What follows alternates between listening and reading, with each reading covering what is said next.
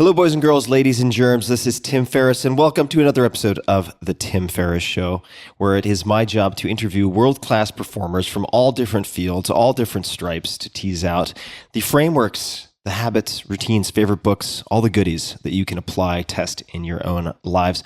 My guest today, I'm very excited about Diana Chapman, Chapman.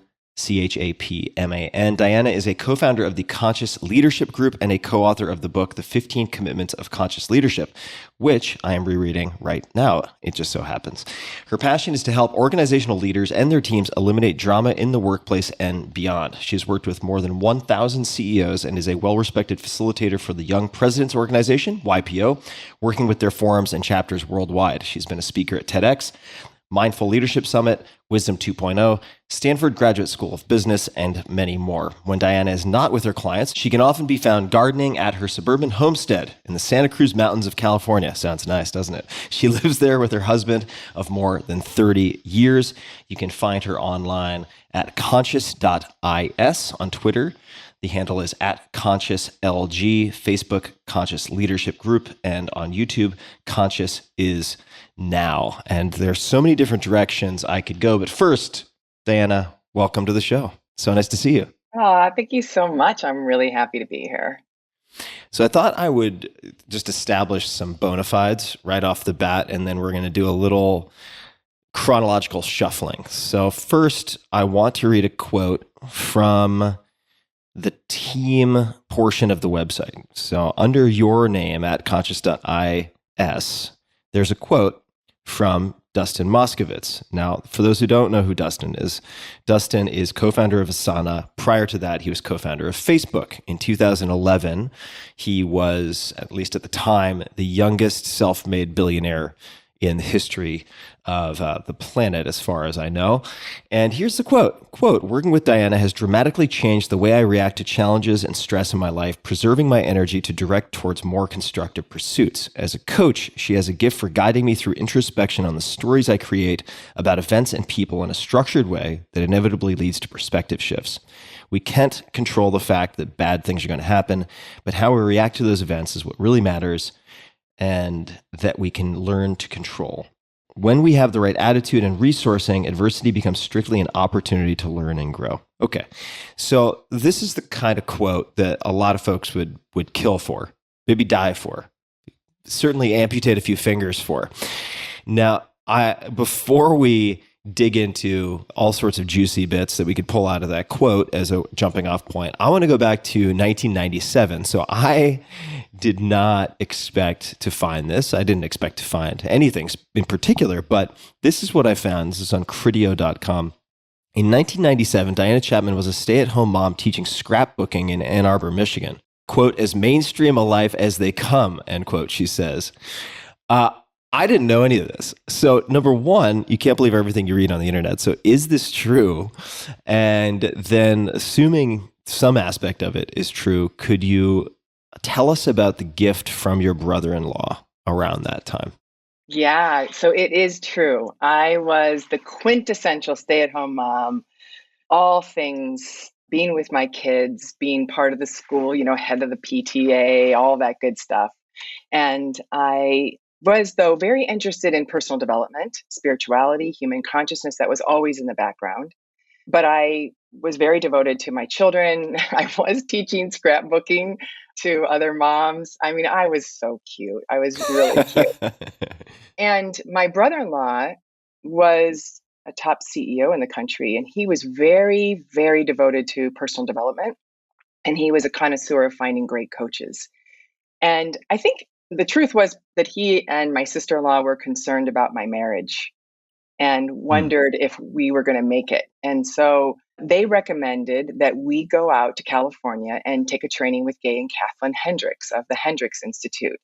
Actually, they gave us $5,000. He said, "You can do whatever you want with the money, but I'm going to recommend you go out to California."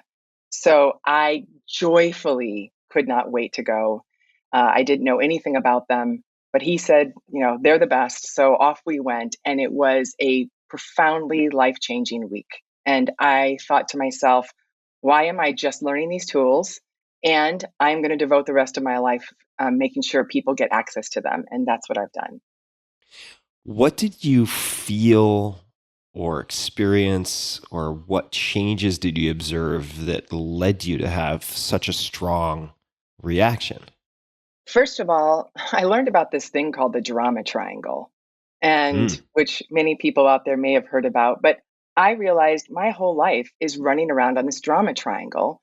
And the drama triangle was created by Stephen Cartman back in the 70s. And he defined ways in which human beings get caught in victimhood that create reactivity. And I realized I'm on the triangle most of the time. And there is a big cost to me and my people when I'm on the drama triangle. And so that was the wake up call for me. And then I just spent every day since looking for all the tools I can for how to keep myself out of that triangle as much as possible.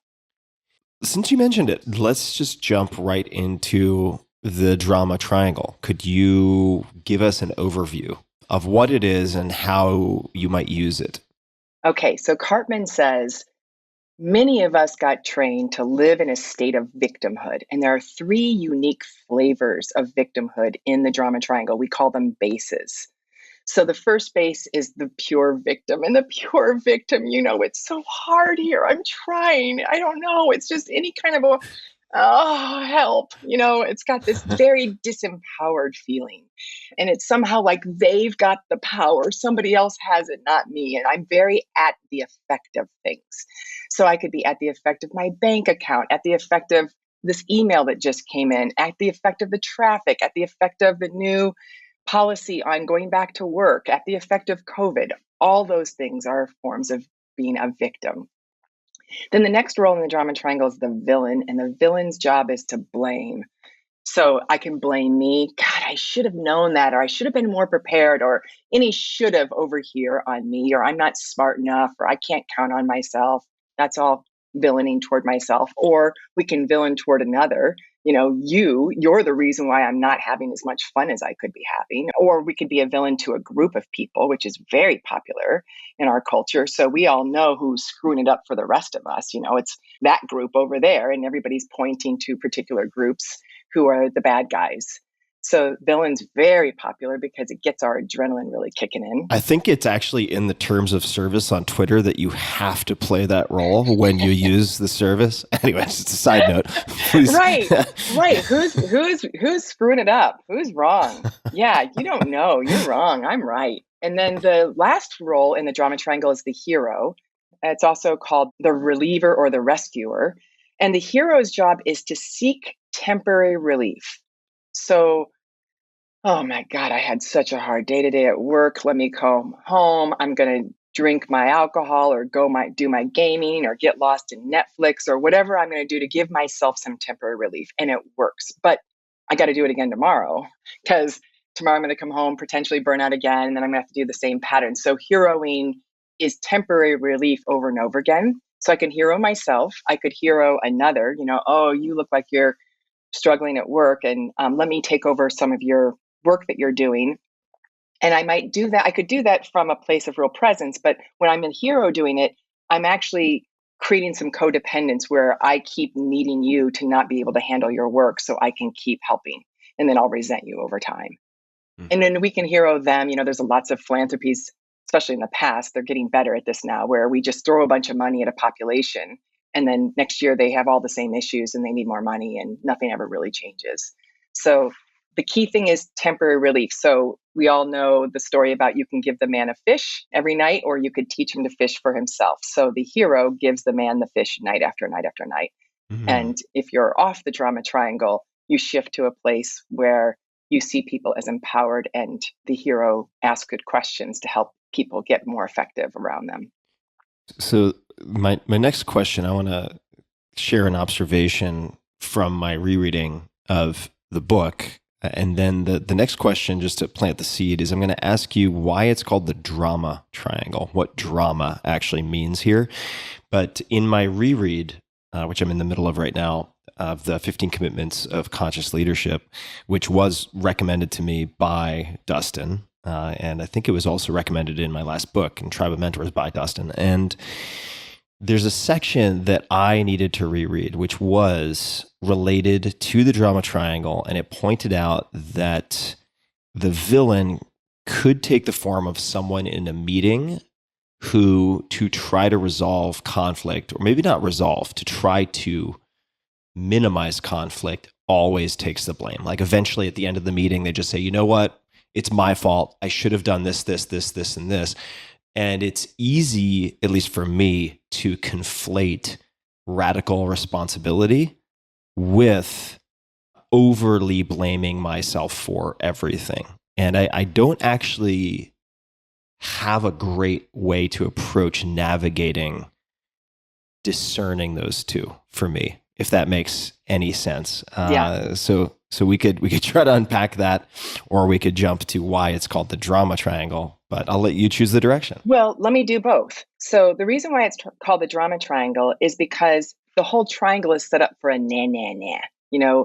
It's I'm right, you're wrong, you're to blame, or I'm to blame. It's not asking everybody to really take 100% responsibility for how they're co-creating experiences. So if I'm in the drama triangle, the villain, if I'm taking on, I'm more responsible, what happens is I'll say, oh, I'm here at the meeting, you guys, and look, it's my fault. I'll take some of your responsibility and take it all on me. And so there is a place to say, hey, I have a part in how I've co-created this. Let me tell you my part. That would be me taking my 100%. And then I would also know that everybody else has a part to play too. So I'm not taking on their responsibility as well. That's the difference between a villain and somebody who's just simply acknowledging I have a role to play here. Got it. Thank you.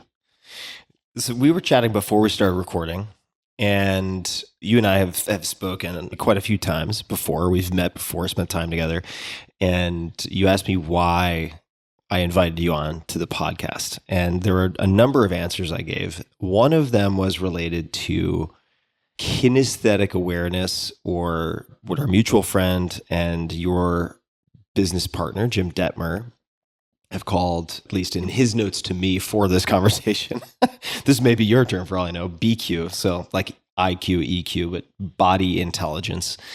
And I feel like you're very well calibrated for this. And when we spoke maybe a year and a half ago, 2 years ago, I was working on this no book, you might recall. And then as I kept working on it, I kept coming up with great reasons to say no to the entire book, which was very meta, and I ended up stopping. But we spoke a lot about the whole body yes. And I would love to maybe use that as a wedge to start the conversation, because I found this so incredibly helpful when I am certainly prone to over-intellectualizing everything into some extremely complicated matrix or spreadsheet or God knows what. So could you lead us into that in whatever way makes sense? Sure. The idea is that we have these different centers of intelligence. So we have our head, our heart, our gut, and IQ, EQ, BQ are some of the ways we might be describing those things these days. So body intelligence is a recognition that I have an instinctual awareness that is known by my sensations, known by how the body feels. And that there's a lot actually there that if we start to drop into the body and pay attention, it's got a lot of guidance for us, as does our emotions, as does our intellect. And so I do have a ton of access to my body intelligence. I think it's what I lead with in my own getting clarity about which directions to go in my life. And I put a lot of attention on it. So it's very palpable to me. My body screams often, no, don't do that, even though my intellect might have an understanding of why. So let's, if you wouldn't mind, walk people through how they might understand and use the whole body yes. Because for me, when something is screaming, I'm decent at paying attention, right? But it's not always a scream, right? Oftentimes it is a little more nuanced. So could you walk people through the whole body yes and what the sort of flight checklist looks like? Yeah. Well, I could have people, if we wanted to, go through an experience of starting to feel what their whole body yes and no's feels like. Great. Yeah, let's do that. Should we do that?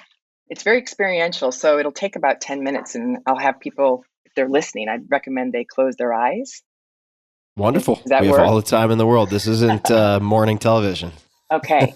So the idea is that your body knows when there's a no, when there's a yes, and when there's a, what I'm going to call a subtle no. And we say anything other than a whole body yes is a no. And to your point, it's easy to hear those screaming no's, but not so easy to hear the subtle no. For example, someone contacted our organization the other day and he wanted to talk. And it wasn't clear to me whether he was trying to sell us something or whether he genuinely had clients that he wanted to connect us with. And even in I had suspicions that it wasn't as clean as he was suggesting. And I asked for clarification, and his clarification still, I couldn't really tell. But my body did know. I felt this flat feeling in my body when I thought about having the call. And unfortunately, my head said, well, maybe you're not sure, so let's have the call. And indeed, it was a sales call, and it was not a good use of my time, and I quickly hung up. But that was a time in which I skipped over my no, because it was very subtle, and my intellect started to get worried, like, what if I'm missing something? And, what if you don't know? So I use this all the time, and I'm still learning, as I did just last week, to pay attention to the intelligences that are outside of just my intellect. And so for you all, if you want to learn more about this, what I'd like you to do is close your eyes, and I'd like you to bring to mind an experience from the past that was deeply valuable to you. It was something that was nurturing. It was something you would gratefully repeat that scene again. It could be time when you were celebrated. It could be a time when you were in a highly creative state that made something valuable. It could be a time when you were in nature feeling deeply centered. And so I'd like you to go back into that scene as best you can and see the images of that scene and hear the sounds. And as you're in that scene, I want you to start to pay attention to the body and see if you can notice just simply how the body is vibrating right now. When you imagine yourself in that scene, seeing those images, hearing the sounds, how does your body vibrate? Is there a particular direction in which energy is flowing through the body? Now, some of you might go, Diane, I'm not feeling anything here. That's fine. Just imagine if you were feeling something. Let it be okay that it might feel like pretend, just for now. Is there a certain temperature that you notice in the body? For some people, they might feel very specific sensations. It might feel like shapes inside the body. And some people might be auditory and hear tones or see visuals in their mind's eye. What you're doing here is getting a map of what does a whole body yes feel like. And just strolling around inside of the body, feeling what you're feeling. No right or wrong answers here. And everybody's so unique. We all have our own different ways we feel it. For me, my body gets warm. There's a uprising of energy. It flows up for me. There's a push in the flow for me. But yours will be what it is. And so then I'd like you to take one last, take a memory shot of this so you can remember what this feels like. And then I'd like you to shake it off and let it go. And then I want you to think of a scene in the past that you don't want to repeat. And I don't recommend finding something traumatizing. Find something that you really didn't feel like was a good use of your time, didn't serve you, you don't want to repeat it ever again, or you prefer not to. If you can bring that image to mind. And again, see the visuals of that memory and hear the sounds. And I want you to notice what happens now in the body. Is there a different way the body's vibrating? How is the direction of energy flowing or not flowing in this version? Is there a difference in temperature? Any other significant sensations or shapes you feel in or on the body? And again, tones in the ears or visuals in your mind's eye may also be included.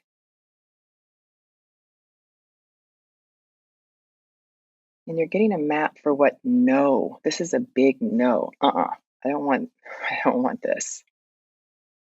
I don't think this is going to serve me. Just mapping the territory in the body for what does this feel like? And take one last picture of that and shake that one off. And then we've got one more to do, and this is the subtle no. This is similar to what I was just describing earlier of taking a meeting. You know, it didn't kill me to take the meeting. It didn't hurt. It lasted 10 minutes and I got off the phone, but it wasn't a yes. It wasn't an alive experience for me. So this is called a subtle no. So I want you to think back. Everybody's got in the last 2 to 4 weeks something that's happened in which it was wasn't bad, wasn't good, See if you can come back and see that scene in your mind's eye and hear those sounds. And you're going to check and see, what's a subtle no feel like for you? How do you experience that scene? What do you notice in the body? How does it vibrate here? How does energy flow or not flow? Is there a difference in temperature? What parts of the body light up? Sensations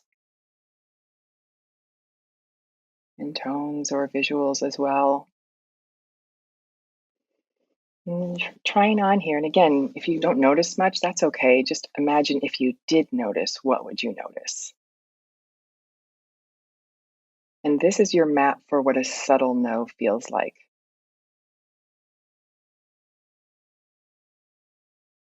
And you want to remember this feeling so that the next time somebody says, hey, you want to go out to lunch, or could you meet me to talk about ABC, that you, if you feel this, likely it's an invitation for you to try no. And so you can shake that one off, and then we'll bring our attention back to the ongoing conversation. How was that for you, Tim? It was a great exercise. It's been a long time since I've done an inventory like that. And I took some notes, and I'll share a few things just in case this helps other people. I noticed that all three had different breathing patterns. The breathing was of a very different cadence and feeling. Nice. So that seemed to be a very clear variable across the three. And just give an example of the clear no, the strong no was sort of frontal head tension, chest tightness, feeling hot, none of which exists in the yes state, right? As an example.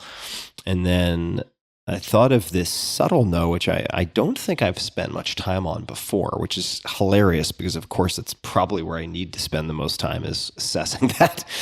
And I thought of this experience recently. It was the first example that came to mind because I really try not to say yes to things, but sometimes you say yes to things that seem like a yes, and then you get into the experience and it's not a yes, right? The bill of lading was deceptive. And I ended up at this dinner that was kind of play fancy. I didn't expect it to be play fancy, but it was an expensive dinner and it just was not enjoyable. The food wasn't great and I didn't want to be there.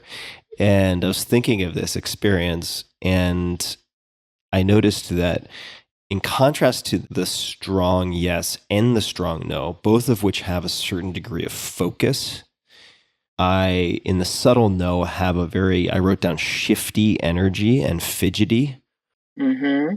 just like feeling unsettled. Uh-huh. And that then, I suppose, becomes your sort of landmark, right? Off in the distance where you can orient yourself with respect to decision making or continuing or not continuing with something. So I found this very helpful. And I should also just mention that this has historically been what would we call it? A development opportunity, AKA weakness, growth opportunity / massive Achilles heel. This body awareness, I think that we could spend a lot of time on it. We don't need to, but just I learned to dissociate very effectively really early on in my life for a lot of reasons. And so it's getting reacquainted with feeling has been a long process. And thank you for that. I found that very helpful. And could you help us connect this to how people would use this inventory? So I'd recommend starting out using it in really simple ways. So start with looking at a menu. And as you're looking at the menu, just notice, like, does that fidgety come in when you look at this sandwich, versus this sandwich, and see if you can start to see what yes feels like. Or you're driving back home and you've got a couple of different routes to take home. Try on, okay, I'm going to go this way and notice what happens in the body versus I go this way. Make this a practice for things that don't have a lot of meaning, that, it's not a big deal. You can also do it with time. Let's say you're thinking about gathering up with a group of friends and they say, what time? Try on, like, okay, well, what if we met at 5? And just notice what happens in the body when I try 5, and then 5:30 and 6 and 6:30, and just see if you've got like a place where your body starts to hum, like, oh, wow, 6:30, that's where it really hit. And then let's choose 6:30. So that's a way to do it. And then what you'll notice is, at least for me, I really liked the results. I kept creating in these simpler options. And then I just kept using it more and more with more important decisions. And then now, the biggest decisions this is something I choose regularly. I've learned to trust it, so that, I had a client who I thought was in trouble in another country. And I contacted the family and said, I think you need to go help this person. And, they're like, you want us to leave and go check on this family member? And I said, my body was shaking with clarity about it. My head was like, I don't know. I couldn't tell you for sure, but my body knew. And they went, and it turned out it was could have been a life-saving moment that they went. And intellectually, I had some data, but my body was the one that really guided me to be aggressive in getting that person support.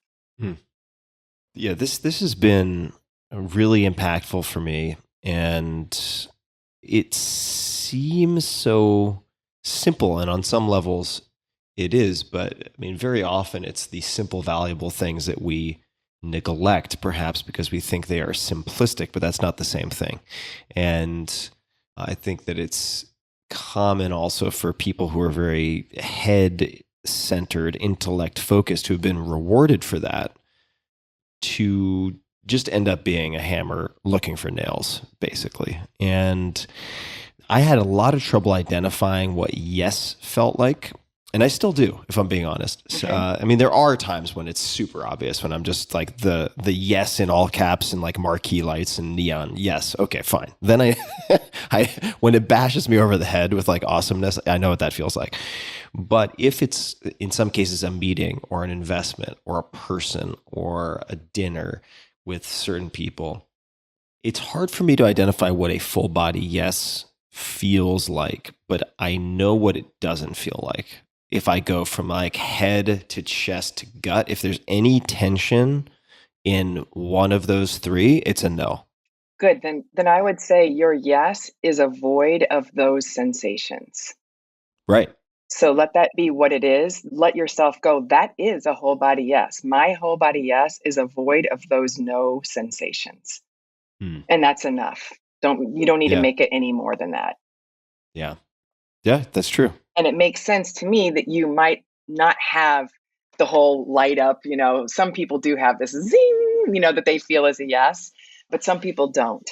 And so Yeah. just trust your own version of it. So you'll just know, oh, my yes is, it just is, without the Hmm. reactive patterns I notice in my body when the no is here. Well, let's use that as a segue.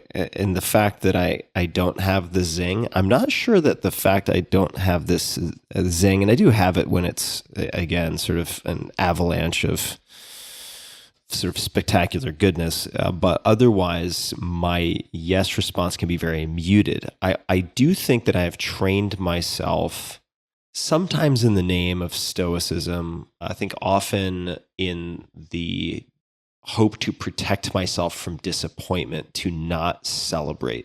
And I do think that premature celebration of huge business deals and stuff can bite you in the ass, and that it's a good idea to temper expectations. At the same time, there's a cost. There's a very real cost to training yourself not to celebrate.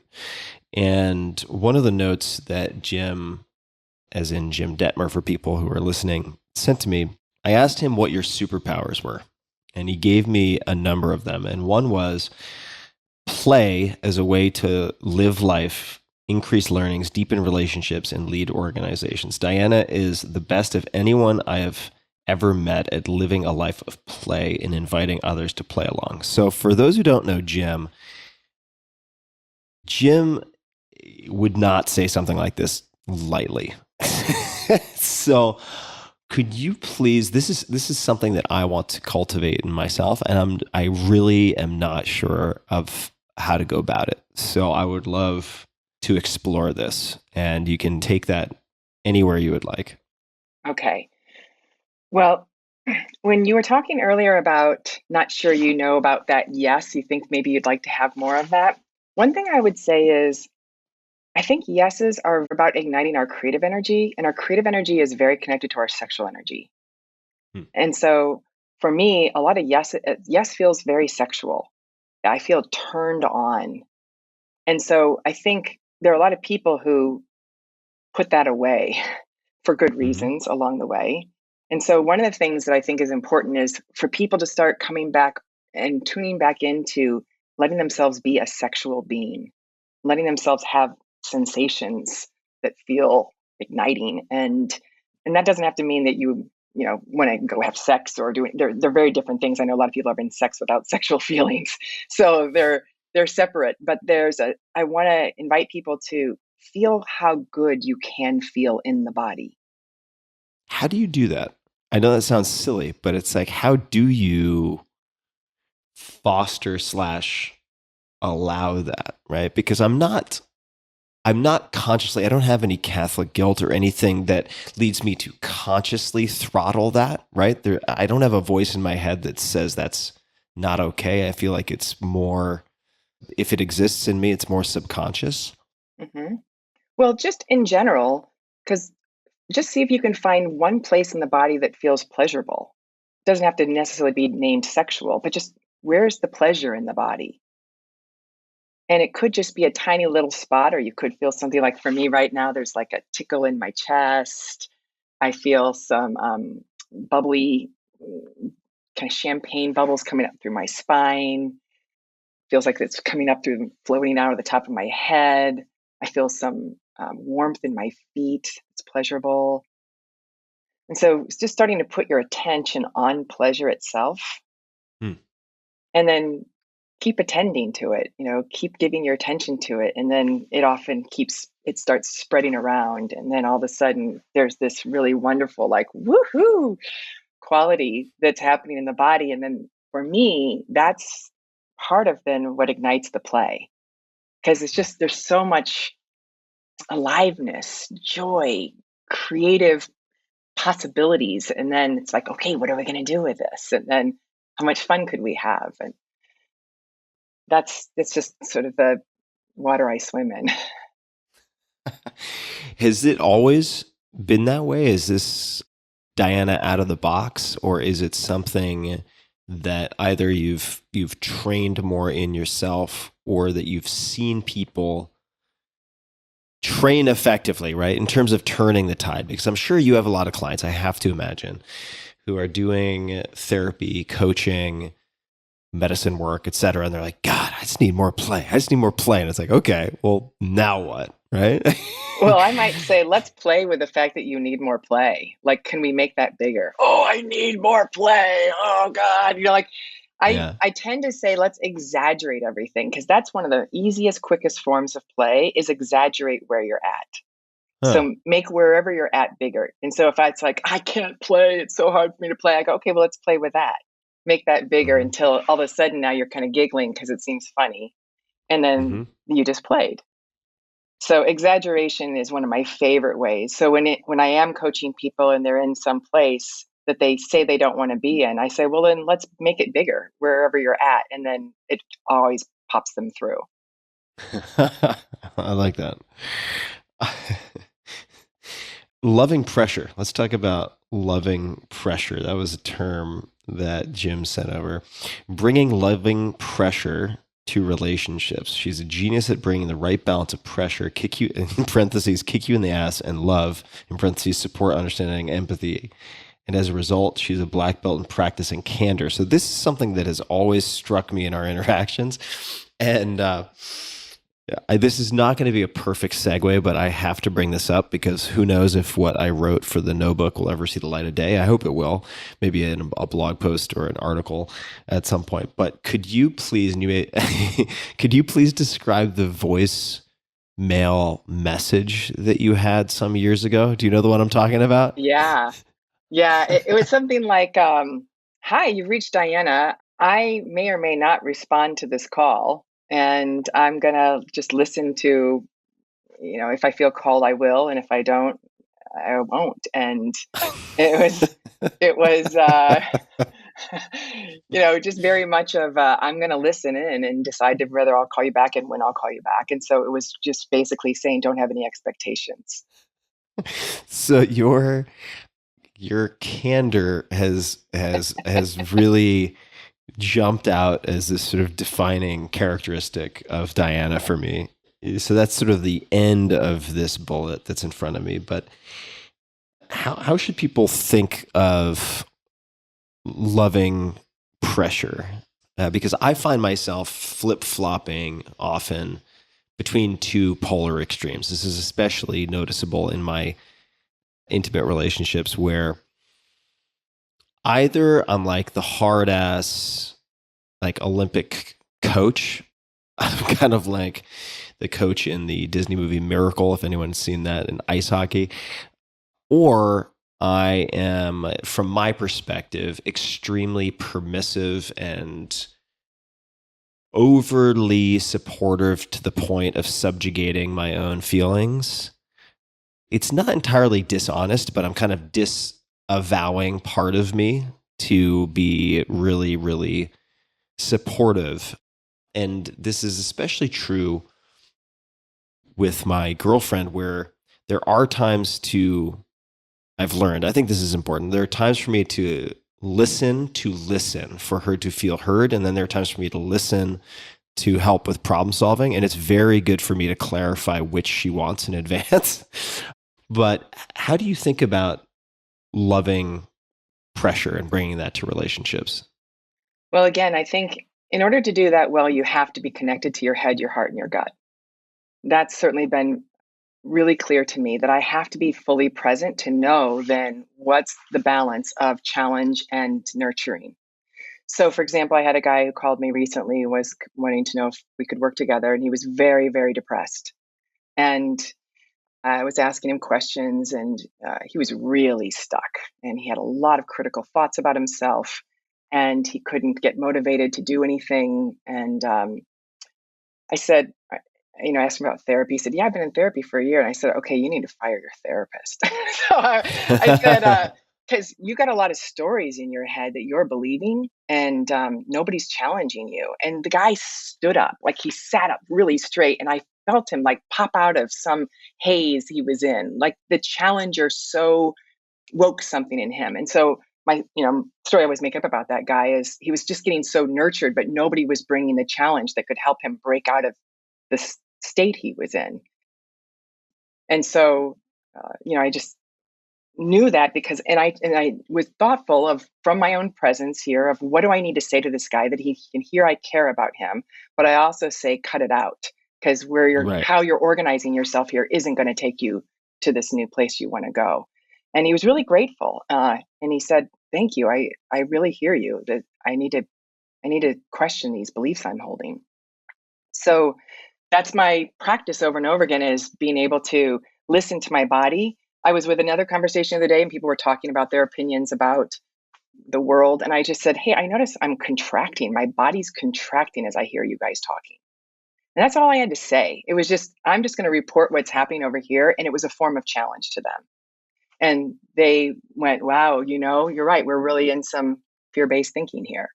So my body helps. Just sometimes I just report. I notice I'm bored, or I notice I'm withdrawing, or I notice I'm getting confused, or I notice I'm contracting. Those are ways I might just express a little pressure by just revealing what's here and not making it mean anything, but just saying, here's what's happening. Maybe this is about, something I don't know about yet, but let me just tell you what's happening. I don't think we do that enough with each other. So let me ask a question about that example. So there are some folks talking about whatever they were talking about, and some kind of fear-based, or what they recognized as fear-based thinking in conversation. And you say, I'm noticing that I'm feeling contracted. Mm-hmm. I just want to let you guys know. Mm-hmm. And they responded constructively. These are people I know well, and we know we play a similar game. You've agreed to this type of interaction. Yes, they would not. I would not do this with just anybody. Okay. Yes. Okay. So what would you do if you're in a mixed group or with people who have not agreed or made the commitments, right? And we could talk more about the 15 commitments and commitments in general. But is there a way that you can give voice to that with people who perhaps don't have the same playbook in front of them? Sure. I might say something like, so what I hear is you want to be, you believe you're right that XYZ is occurring. And that could be true. And I'm just wondering if you're open to another possibility that maybe it's not as true as you think. So I might just gently bring a little challenger of asking them to consider that there might be another option. That's another form of how we challenge each other, is questioning the stories we tell, because we're all just telling stories all the time. Or I might say, I hadn't considered that perspective. I've been holding this perspective, and I might share my perspective. And it just depends on how well or not well I know the crowd that would have me be more thoughtful in how I might respond. When you're working with a client, and I'm coming back to the initial quote that I read from Dustin. So she has a gift as a coach, she meaning you, has a gift for guiding me through introspection on the stories I create about events and people in a structured way that inevitably leads to perspective shifts. Could you walk us through how you might do that with someone? For instance, this guy who was depressed, and he says, you know what? You're right. My therapist sucks. I'm being handled with kid gloves, but that's making me remain a kid. Yeah. So I could use like occasional slap in the face from someone who's very supportive and challenging. And you say, okay, great.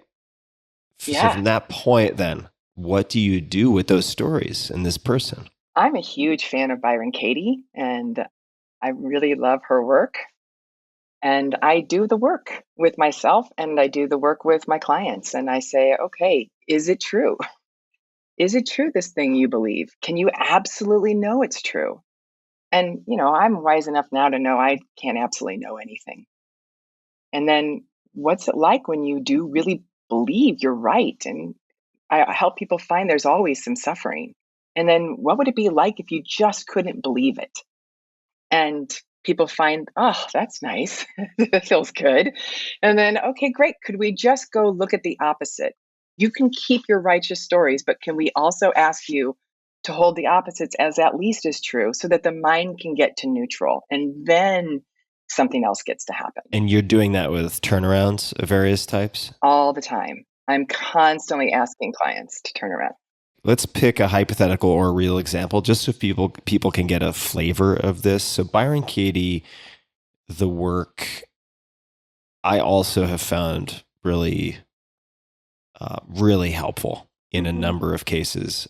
And she's an unusual and powerful woman, to put it mildly. So, so there are times when people will interact, and I remember meeting her for the first time, and I was like, I don't know if I can do what she does.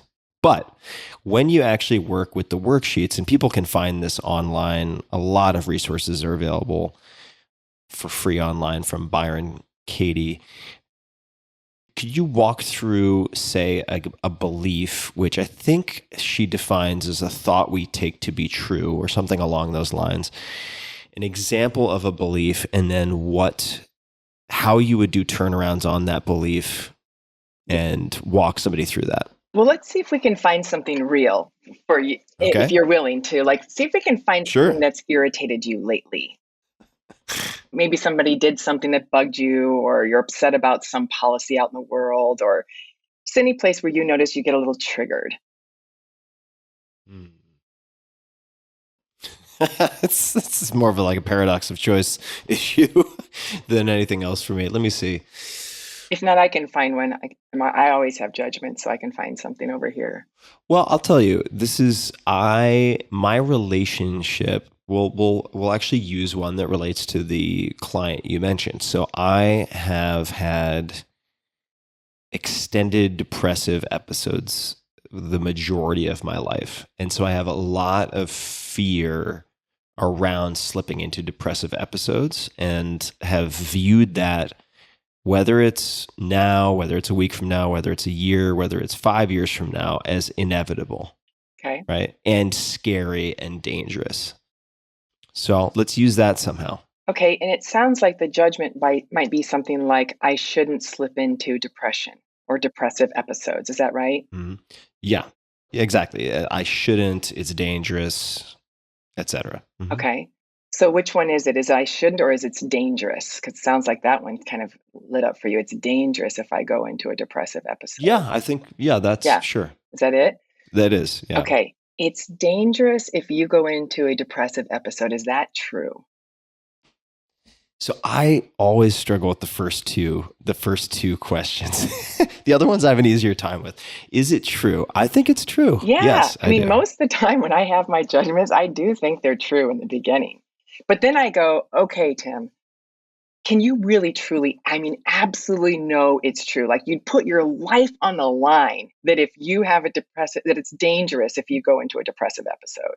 Well, it's kind of tragically comic that you would use that phrasing. So here's what I can say. I know I can say for sure that it has been dangerous because I almost killed myself in college. Okay. Does that automatically mean that I will be at the precipice in that same way in the future? No, I can't say that with 100% certainty. Yes, you can't say that with 100% certainty. So we're just trying to get to, I can't know for sure. I didn't kill myself in the end where you're here, right? And we don't know if you would want to kill yourself in the future. So we're just going, I can't absolutely know for sure it's true. So the first question is it true? Second question is, can I absolutely know for sure that it's true? You're saying no. Third question is, what's it like when you do believe that thought? So when you sit here and go, whoa, it's going to be dangerous if I have a depressive episode, what's it like for you when you believe that to be true? It's terrifying. It's awful. Yeah. And anytime I feel even a twinkling of a possibility that I might be slipping into a melancholy state. Like, I went to a jazz performance recently and they were playing very minor key music, and I felt myself getting very uncomfortable. And actually, that was the example I used in my own mind it was the second example that came to my mind when I was thinking of the whole body no recently. Even though there were aspects of the performance I really enjoyed, but as soon as I started feeling myself slip into a sad, what I would call depressive state, there was a level of panic. Mm-hmm. Sure. So that's who I am. Yeah. When panicky. I believe that to be true, I'm hyper vigilant and panic prone. Yeah, makes sense. I feel it right now. If I believed the story that if I get into a depressive state, it's going to be dangerous, I feel panicky. I can feel that hypervigilance. I can feel like really anxious. Yeah. Yeah. Yeah, Yeah. for sure. So that's your experience. So let's just imagine that I have this superpower and your brain is a computer, and that thought, it's dangerous to go into a depressive state, is actually like a computer program. And I have the ability to delete that program out of the computer of your brain. It's Hmm. gone. So right now, I just did it. It's gone. So we're just going to Hmm. pretend for a couple of minutes here. And if you just couldn't believe that anymore, what's it like? Oh, I think I would have, almost certainly would have much more calm, much more presence, right? I wouldn't be future tripping and stuck in anxiety. I would be much more joyful. I would have more space for other people because I wouldn't be stuck on the me show. Yeah. Yeah, and I like to even get yourself even more present. Like sit here, and sometimes I even encourage people to close their eyes, but let yourself drop in right here in this conversation. And you're now a man sitting here who can't find that thought. It's a little more meditative this way. Using your breath to keep opening. What's it like to be here, to be you, to be in this moment without the thought? There's no thought that's replaced it. You're just here without that one. Relaxed, optimistic, energized. Yeah, Yeah. yeah. And my experience is the more I drop in, the more I get to experience more states of presence. That if I, Yeah. especially like when you go into that relax, you could even drop in even a little more and it keeps opening up, and these states can keep opening to more and more states of well-being. Could I do a quick sidebar Yeah. question, which is, so I think a lot of people listening, and even me right now, I'm starting to get a little secondary anxiety by telling myself the story. Well, wait a second. If it is actually dangerous, I don't want to just go into a place of denial where Good. I take off my seatbelt while I'm driving at 80 miles an hour psychically. That sounds like a bad idea, right? So Good. I don't want you to stop thinking. I suppose I just wanted to get your reiteration that this is not, the objective is not to invalidate the belief. The objective is to do an exercise embracing other alternatives. And the objective is to understand that at the moment, at least, a depressive state isn't what's creating the anxiety for you. It's the belief that it's going to be dangerous that creates the Yeah. anxiety, right? That's what we're Yep. going after here, is we're going after the recognition that your depressive state, we actually don't know how you will or will not be. But right now, the danger you're creating is in your own head by believing you're right about your story. Mm-hmm. And so we're helping you question that so that you can now be aware and present for the possibility that you might be going into a depressive state in the future. And how can you do your best to mitigate that, ride it if you do have it happen, so that you're not at the effect of it. Mm-hmm. Thank you. All right. So what's the next step? So then the next step is, we don't want you to get rid of it could be dangerous, because I don't know, maybe it could, but we want to help you come back to recognizing that the opposite is at least as true, that it doesn't have to be dangerous. So we're going to have you go, it's not dangerous going into a depressive state is at least as true. Can you give me a real example? One that not just your head, but your heart and your body, like there's something that your whole system goes, okay, I can see how it's true that it doesn't have to be dangerous if I go into a depressive state. Can you give me real evidence of how that could be at least as true? Uh, so I'm doing two things here. I'm doing the exercise with you, and I'm also sort of providing an overlay for people listening. So Nice.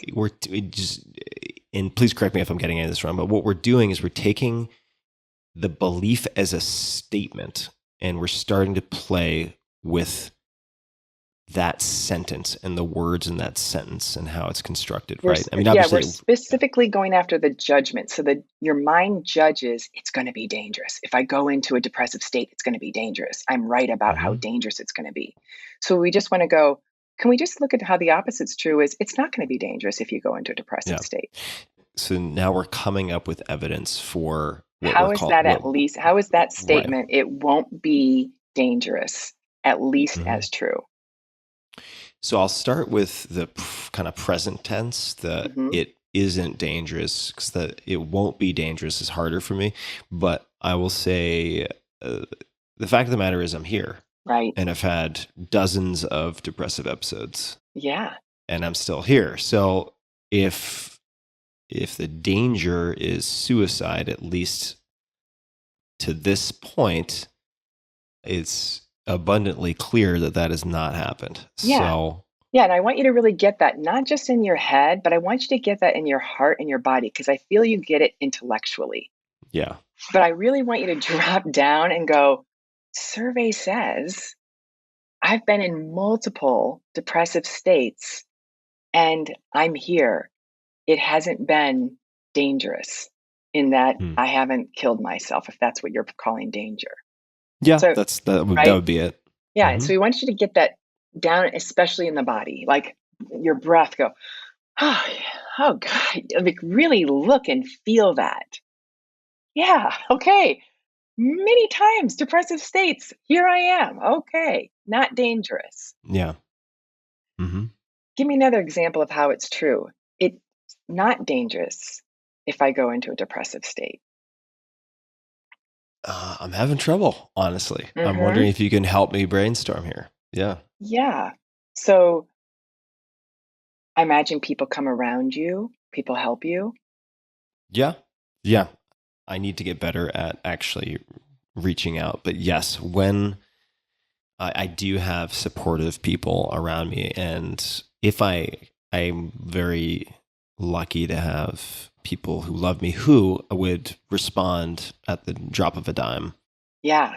So I want you to feel that. Feel how, oh my goodness, I am surrounded by so many people and experts who could help me and Mhm. have in the past, so that I couldn't get myself, like, it was hard to be dangerous if there's all these other folks around me who got my back, Yeah.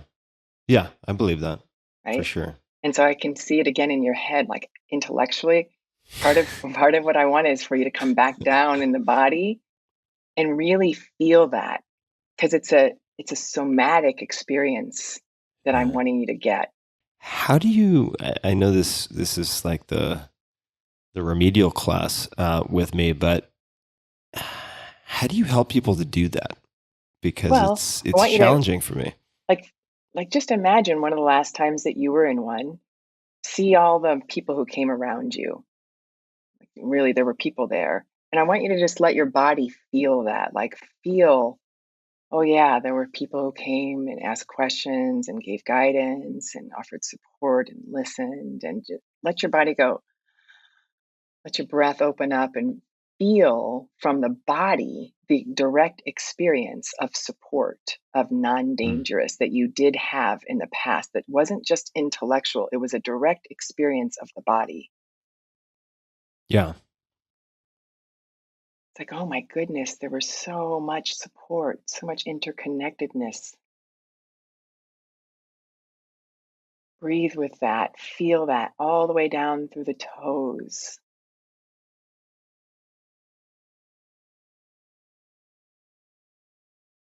Okay. I got it. Yeah, nice. Yeah. Thank you. Yeah.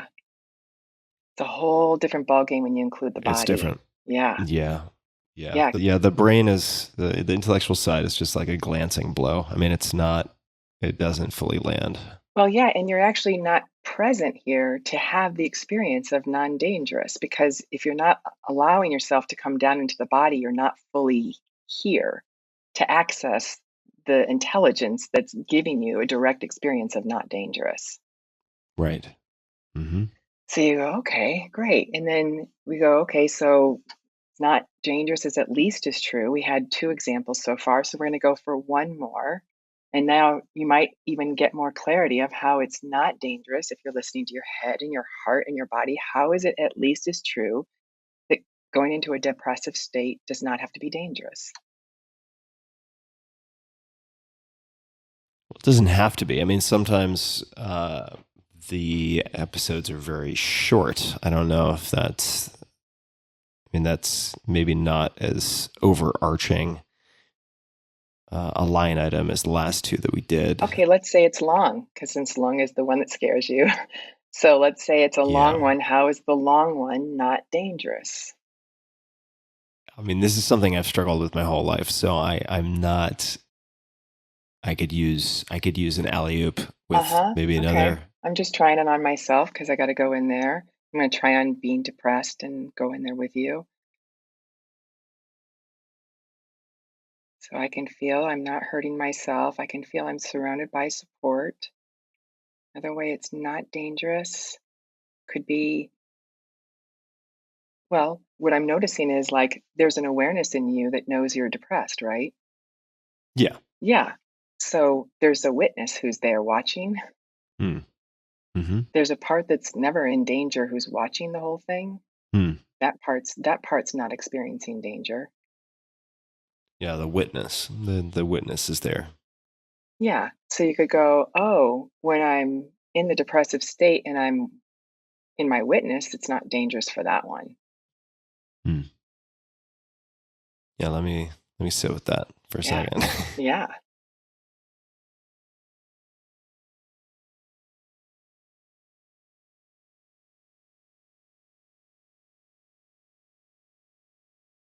Yeah, it's challenging for me. I'm partway there. It's like it's partially landing. Since it's also the witness who panics, it's well, I actually don't think the witness can't panic if you're in witness, if you're truly in witness, the one who's just a watcher without a judgment. The one who just says, like, I have a witness, it's like, oh, check you out, Diana. You're scaring yourself about being on the Tim Ferriss show. You know, that was, I literally said that to myself this morning. Oh, check you out. Now my witness is just watching, thinking I'm adorable, that I'm scared and doesn't have an opinion about it, just watches. And just, oh, there you are. Just wonder if you have a relationship with that part of yourself that just can watch and observe and welcome whatever's happening without judgment.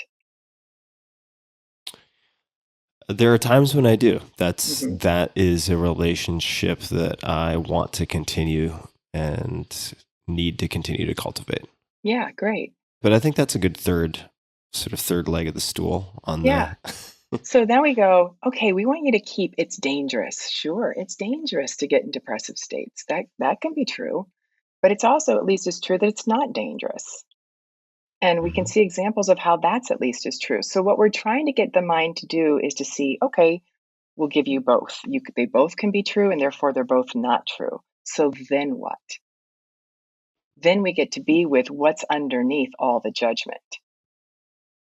There's just, what do you notice? If you get to say they're both true, they're both not true, then what do you notice when you imagine that you might go into a depressive state at some point? Well, if I'm able to hold both of those equally, then the likelihood of panic and anxiety about possible panic, it's like panic about panic. Right. Is going to be less if I can hold those two things. Yeah, I call it walking the line. It's like I walk a line right down the center where I'm holding both is equally true. And I value both sides. Like, sure, because I think, I don't want to be stupid and I don't want to dismiss something and be naive, but I want to be honoring that, hey, I'm not right, meaning righteous about this story I have over here. Because if I am, I'm going to cause myself some kind of reactivity. So now I just sit with, okay, depressive episode may happen. And then ideally, if I can walk that line, then all I'm going to do is learn. I'm going to be able to stay present to what's happening and learn along the way what needs to happen. Yeah. My experience is I have a lot more trust if I just am willing to welcome whatever's going to happen. Yeah, for With a sure. preference, I have a preference not to go in a depressive state for sure. But if a depressive state is what happens, okay, we'll learn. Yeah, there's I don't want to take us too far off track, but a friend of mine actually just showed me a book which has been recommended a number of times. I have not read it, so I can't vouch for it, but called Feeding Your Demons. But I at least like the title, and it's on this exact subject. Yeah, because you feed the demon every time you believe you're right, that it's going to be dangerous, you feed the demon.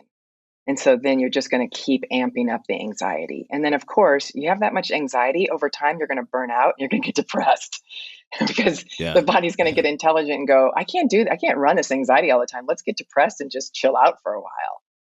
yeah. Mm.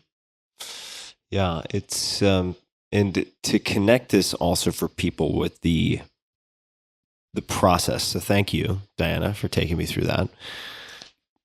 And also these turnarounds, these rephrasings with the objective of, or at least the step of gathering evidence for each of these turnarounds could be applied. And please correct me if I'm wrong. If we took, let's just say, a belief that's causing you pain is,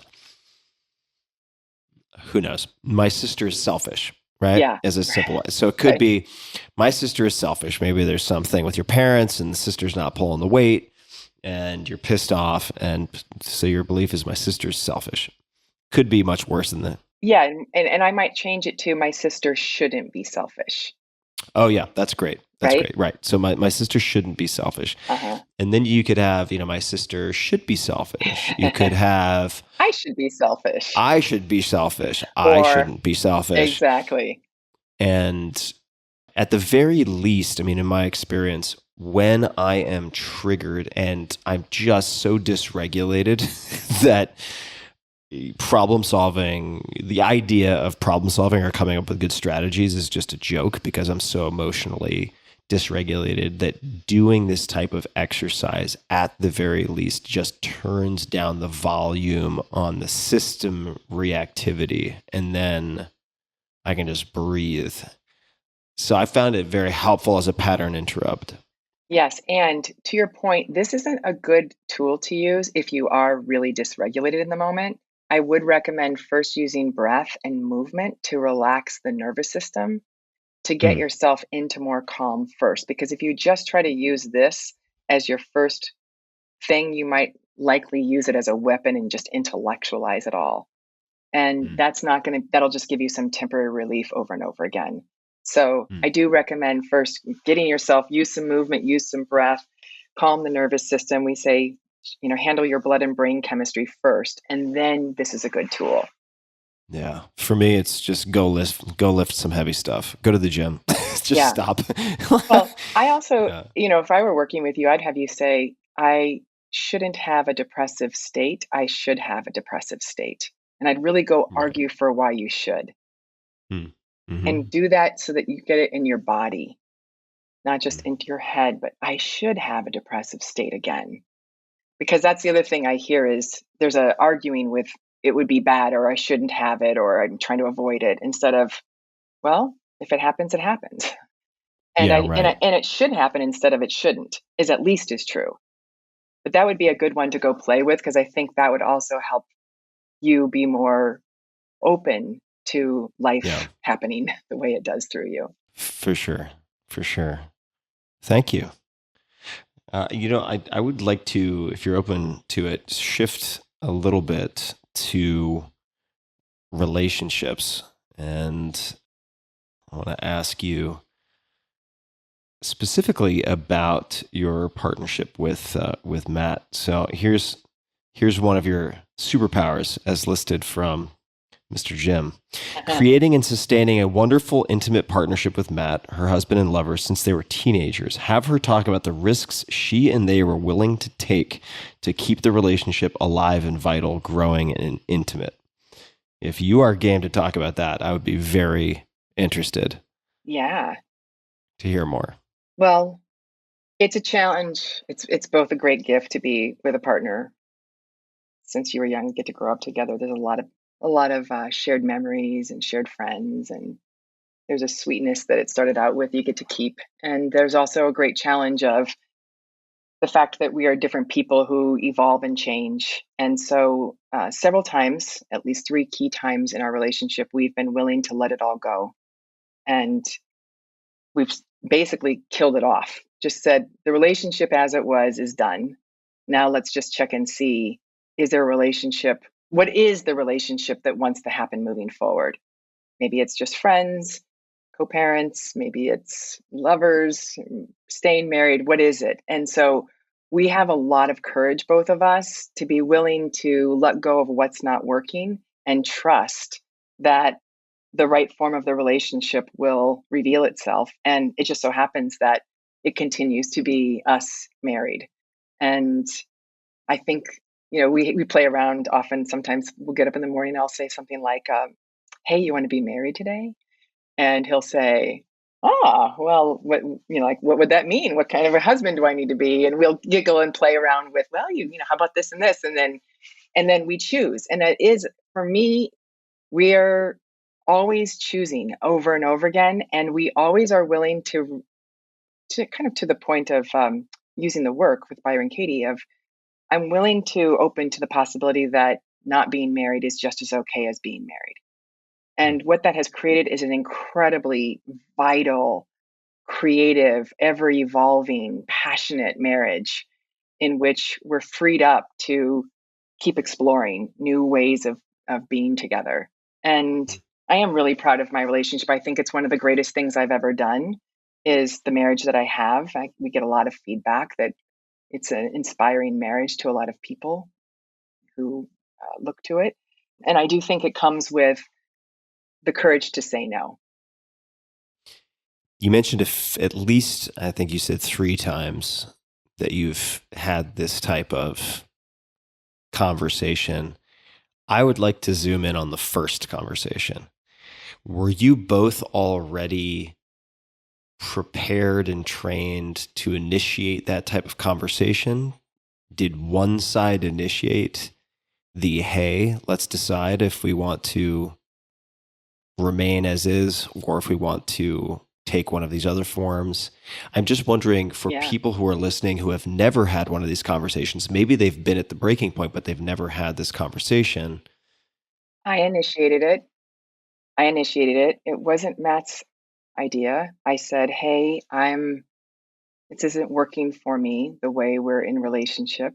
And there's a different kind of a man I want to be with than than uh than how you are. And I want something, I want another possibility. And so I didn't know how to do all this. I was just toddling around trying to figure this out. And I said, I don't want to do it this way anymore. And so I thought that might mean that we needed to be separated and that we needed to end the marriage. And I was willing to. We actually got some support from counselors about telling our kids that we were going to divorce, because that's the only direction it seemed like we were going to go. And then I had this great advice from a friend who said, okay, Diana, I love you both. If you think divorce is what needs to happen, that's great. But I hear you complaining that there's a certain man you want him to be that he's not. And she said, who is the woman you would need to be to call forward that man? And my stomach dropped. And I thought, ugh, I don't know about that. What? And I realized, I would need to be a different woman. So we said, let's kill off this old marriage and let's see if we can create a new one. And I'm going to keep asking myself, who do I need to be to call forward the man I want to be with?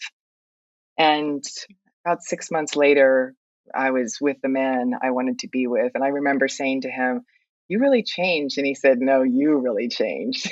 and the truth is, we both really changed. But I was really grateful for that first conversation of being willing to let it go, and then getting the feedback of, hey, if you're the creator of who's showing up over there, who do you need to be? And for many months, I felt like I was going to throw up 24/7, learning to be a much more vulnerable, needy woman who called forward the man who, could protect and and lead in a way that I hadn't been willing to be in the past. Hmm. How did you, thank you for sharing all this, by the way, Mm-hmm. and very courageous and vulnerable. And how did you figure out who you needed to be, who that woman was to call forth the version of your husband or the man who you wanted to be with? Did you have help? Was it obvious once you sat with it in terms of the changes that needed to be made on your side or the things you needed to cultivate or drop? How did you arrive at the answers? At first, I didn't know. I just knew I was really scared when I asked the question. And so I knew that my fear, I believe that fear is, when we're present, is an intelligence that says something needs to get learned. Something needs to get learned. So when I had that fear, I thought, oh, wow, something needs to get learned. I don't know something here. And so that was my first clue that her question was powerful, is the fear that arose in me.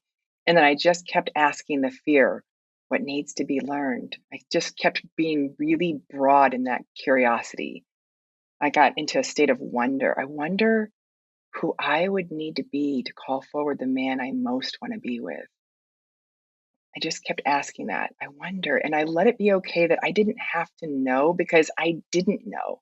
I've been, with him for a long time and I didn't know. So I had to be willing to listen and learn from something greater than my own experience so far. And so it was in that level of curiosity that I just found my way. And it was just baby steps, a little bit here, a little bit there. And that's happened actually we've had several versions of that often, or not often, but the three versions were all some version of me. Something needs to get learned for the next evolution here of this relationship. Do you have recommended resources or practices that couples can seek out or embrace so that they are better prepared if they get to these decision points, or just overall with respect to nurturing sort of a healthy co-created relationship? Are there any books, any particular practices that you would highlight for folks? Matt and I studied with Gay and Katie Hendricks for years at the Hendricks Institute. They did a lot of relationship work. They still do a bit of it, but I learned so many tools there on how to get off the drama triangle. I learned about personas and about how I get caught in these personas that then unconsciously require the persona of my partner to show up in a certain way that then I complain about. And I learned about how to unwind those or shift them when I wanted to. I learned about the importance of feeling my feelings. I learned about really questioning my stories. I learned about polarity and how important it is to honor polarity that shows up in couples, and making sure that I honored both sides of the polarity equally. For example, a lot of couples argue about money, and almost always there's one that we call the gas and one who's the brake, and somebody who's more free flowing with money and somebody who's more controlling about money. And can we honor these polarities, and can we see the value in both of them? Because usually I was the one who wanted to spend the money, and my husband wanted to control this, hold on to the money. And we would get into a battle about, you're keeping me from having joy in my life because you're so stingy about money. And he'd say, you're going to make us all broke because you're just so, unconscious about spending it. And so honoring that those two sides of the polarity are actually allies that are here to create just the right balance to take care of ourselves and have fun. And so those are all different skill sets. There's so many different tools. And I would say that our book, The 15 Commitments of Conscious Leadership, we wrote it for leaders, but really it could be a perfect guidebook for couples if you just apply couple examples in there, because that's what really created the beautiful relationship that I have, are those commitments. And those all have tools and skills that are associated with them. Could you give us a few examples of some of these commitments? And of course, I would recommend people read the book. I think it's very valuable. But could you give us a handful of examples of what these commitments are? Yeah, the first we got a lot of these from Gay and Katie Hendricks. They were the ones they wrote the first two commitments word for word. And the first two commitments, the first one is all around I commit to take radical responsibility for the results in my life. And that's a cornerstone commitment. And that looks like some guy who I was coaching the other day called me up and said, my CEO is not giving me the feedback I need to grow as a leader. And so I had him teach me the class. How do you create the CEO not giving you the feedback you want? He's like, what? I'm not creating that. I'm not the effect of it. He's not giving it to me. I said, teach me the class. So he actually thought for a moment and said, well, value the CEO's time more than your time. Don't reschedule when the CEO breaks your one-on-one meetings. Don't ask directly for the feedback you want. And he started to giggle and realized, oh, I'm the creator of not getting the feedback I want. That's radical responsibility. So we say the thing you're complaining about is often the thing you're committed to creating. And if you can own that, that's radical. And then the second commitment is all around letting go of wanting to be right. And what we mean by that is the defending yourself righteously that keeps you from learning and growing. Those are the two cornerstone commitments, 1 and 2. And I think we even say in the book, like, you could stop right here and just practice these for the rest of your life. But then there's the commitment to really feel feelings. And specifically, what I noticed, and we talked about this, you and I, a little bit when you were thinking about writing this no book, was how much we're trying to control each other feeling feelings. So like, I don't want to say no because I don't want you to have a feeling over there. And I really think I'm right, you shouldn't have them. And I don't want you to have a feeling because then maybe I'll have a feeling. And I see how much of our drama in the workplace and at home is coming from suppressing feelings in ourselves and each other. Candor is a commitment to be able to say what's going on rather than conceal it, which then causes me to have to start to withdraw. And ending gossip is another commitment. Really being impeccable around agreements so that I do what I say I'm going to do is another commitment. Those first 6, really, that's what we focus a lot in the business world. When we come in and work with teams, we have them work on those 6 commitments to help secure the identity and relax drama. And then once that's done, then we have things like, let's look at appreciation, the commitment to appreciate, the commitment to play and rest, the commitment to live in our zones of genius. And then the commitments get even deeper into being the source of approval, control, and security rather than trying to source it outside of yourself, which is probably one of the most difficult commitments of all. And also the commitment of experiencing that you already have enough, which most people also struggle with, especially at least in the business world. I rarely ever come across anybody who has enough time. Hmm. And then they go on from there to being able to create a win for all solution, which is one of my great joys, to work with a team where there's a lot of different needs and it seems like they can't come up with a solution where they all win, and helping them do that. And finally, be the resolution to that which you see missing in the world. So if they're not listening, be a better listener. If they're not taking care of things, take care of things.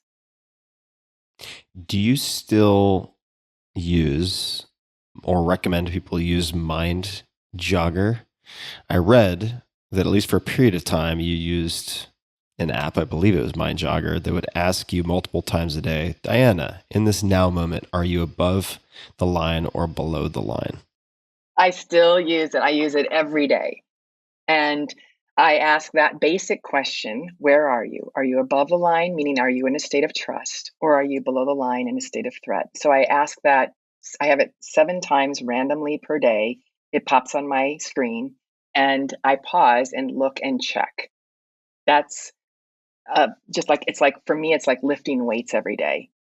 So that's one. And then I use other questions that I rotate around. Like one I'm really liking right now is this exquisite? Diana, is this moment exquisite? And then it gives me a pause to think about how could this be more exquisite? What does that mean to you? Exquisite is whole body yes to me. Is Mm. this a whole body yes? Is this, yes, I'm in my zone. I feel fully alive. I'm doing what I most want to be doing. I'm on purpose. Mm. What other prompts do you have? Or do any others come to mind? Oh yeah, I have a question for each of the commitments, so I rotate them around like what are you feeling right now?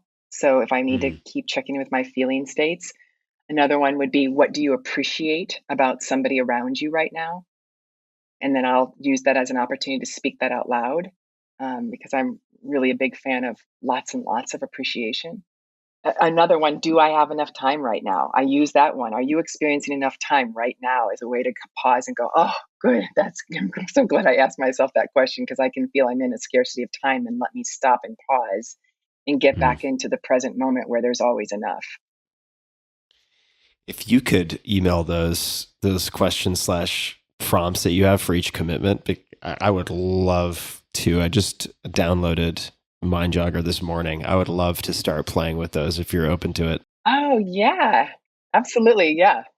Maybe we could put them in the show notes as well, and that way people can find them for themselves. I have to say, I really think you are a master of prompts and questions, and we don't have to go through it at length. I was actually going to read every single bullet. I'm not going to do that because it'll take a bit of time, but you have a piece on LinkedIn. It's an article called How to Assess Self-Awareness in a Hiring Interview. Now, people might hear that and say, why the hell are you bringing that up? It sounds so niche. It sounds so specific. It's only going to apply to 3% of your listenership, but it's a great example of questions and prompts for uncommon insight. I really just I was very impressed with the questions. I'll give just a few examples. Describe a time when you were tempted to blame someone else for something, but instead resolved it by owning part of the issue. Right? What percentage of agreements do you currently keep with the people you live and work with? What causes you to break agreements the most? How do you approach broken agreements? I mean, these are outstanding questions, not just, by the way, for hiring people. Right. But I found these questions and prompts to be outstanding. So I will also link to those in the show notes, and people will be able to find that article. Well, my clients were asking me, hey, how do we interview if we want people who want to come and be in a part of a culture that doesn't have as much drama? What should we be asking that would make sure that we knew they were a good fit for the culture we're creating here? And so that was what caused me to put those questions together. Hmm. And I use them myself. We just did a couple of big hires at the Conscious Leadership Group, and we almost exclusively focused on self-awareness and people's ability to have candor, take responsibility, keep their agreements as the one of the primary things we were looking at because they were already very successful candidates, so we knew they'd had a great pedigree already. So we wanted to make sure they were a good culture fit because we're really committed to no or very little drama in our workplace. Diana, we could go for hours and hours and hours. We might just have to do a round two sometime. I'd love to, just because I'm curious, quite frankly, to know what books outside of the 15 Commitments of Conscious Leadership have you gifted the most to other people? Or gifted a lot? Doesn't have to be the most, but what books have you gifted a fair amount to people? The Big Leap by Gay Hendricks is probably the book I've gifted the most and the one I've recommended the most of any other book. And also, Conscious Loving for couples, because you asked that question earlier. Conscious Loving, I think, is a fantastic book for couples who are wanting to get more connected. Is another one I've gifted a lot, and yeah, those are the two that come top of The mind. two primaries. For people who just want a preview, what is The Big Leap about, or what is it for? The Big Leap is all about learning to live in your zone of genius, which I think is just the most fun thing. And to take a look at what are the things that keep us from living in our zone of genius. And so I tell every leader I coach to get it, and it's 100% of them have said it was a valuable read. And Gay's just come up with a follow-up book on Zone of Genius that just came out last month that I imagine will be another book I'll be recommending and gifting. Because I find that inside of all of us is some creativity that, like, when we are in that place, time and space go away. It's so fun and makes life so worth living. And I really am excited about supporting people and living as much as possible in that zone of genius.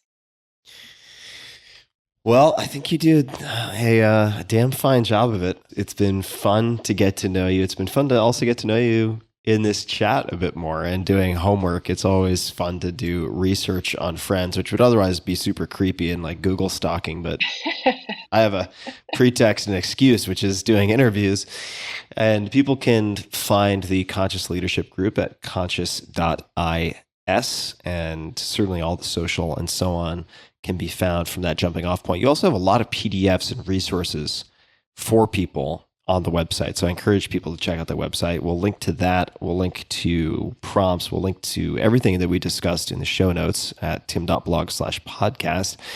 Diana, is there anything else that you would like to say or ask? Any request of the audience? Anything at all that you'd like to add before we come to a close?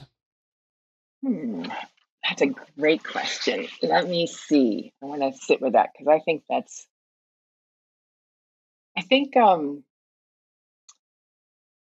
I feel pretty heartbroken these days about the drama that is happening amongst us. And I'm actually grateful for the heartbreak because it's helping me connect more with